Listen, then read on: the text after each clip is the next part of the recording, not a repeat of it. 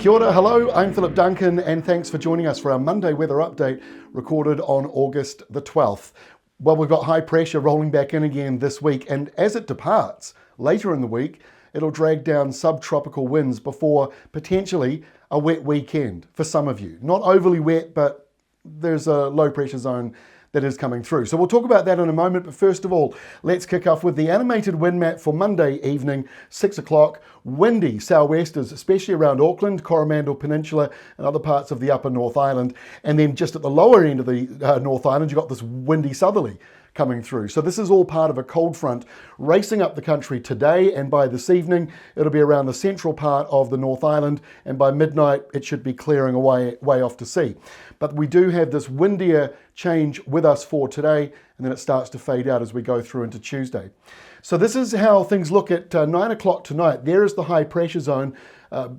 Large area of high pressure, not a lot of rain or wind within that system. The windy weather is out to the side. But let's animate the next 48 hours. You'll see that big high rolling in towards the country. Now, it's interesting to note, a little bit of a rule, a little bit of a secret that we use at Weather Watch, is when you see a big high pressure zone, a big circular one like this coming through during the winter months of the year, or at least the 6 months of the year where we have shorter days. You can often draw a line in the middle of it like that. And the right-hand side, the eastern side, that's where you have the colder southerlies, the clearer skies, better chance of a frost. And then on the left-hand side, that's where you get a lot of cloud, a more humid airflow, and fog patches are more likely. So it's worth pointing that out. It's not a rule that it's always like that, but generally speaking, the left-hand side of these highs, that's where you get the cloud, more moisture. And so cloudy weather will be coming in this week as that high moves through, but we do have a risk of frosts overnight tonight because we're more so on that clearer side of things. Now let's have a closer look at what I was just talking about. Here we are at lunchtime on Tuesday. The high is out here in the Tasman. The other side of it, that's the colder southerly side. So there will be frosts inland overnight tonight where it is sheltered. So when you wake up on Tuesday morning, that's where that frosty weather will be. But it's windy out here around the Chathams, and also a few showers are still brushing that eastern side. Temperature-wise, again, this is not a main centre map. This shows just various points. And the reason why this temperature map is useful is because each day we show it, you'll gradually start to see the weather pattern shifting. If we put everyone in there, it just looks confusing. So what you're seeing here is in the lower part of the country, more double digits. We were down in the 4s to the 8s and 9s the past couple of weeks quite often. So you're seeing that slightly warmer westerly, a little cooler through central parts of the country, and the top of New Zealand, maybe down a degree or two, but not exactly cold. Here is lunchtime Wednesday. The high is now moving in and across the country. So again, bit of a cool start for some of you, but now you're getting that westerly flow in the lower South Island, so that's going to reduce the risk of frosts.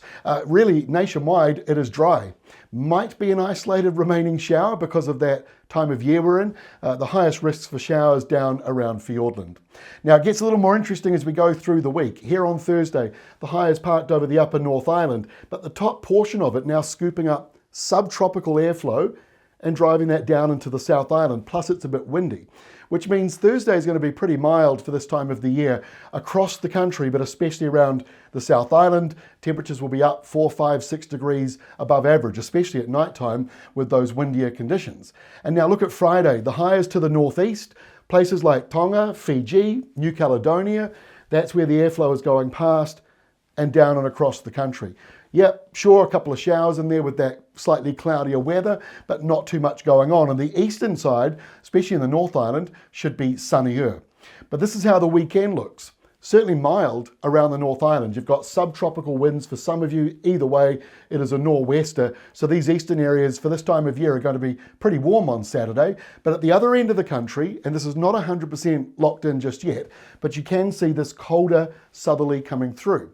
So the temperatures on Saturday may well be down in the lower portion, especially as we go through the day.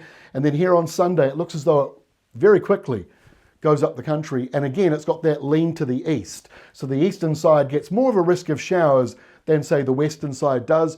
But look out at sea, we're not done just yet. There's still that low yet to come on through, but also next week shaping up with more high pressure.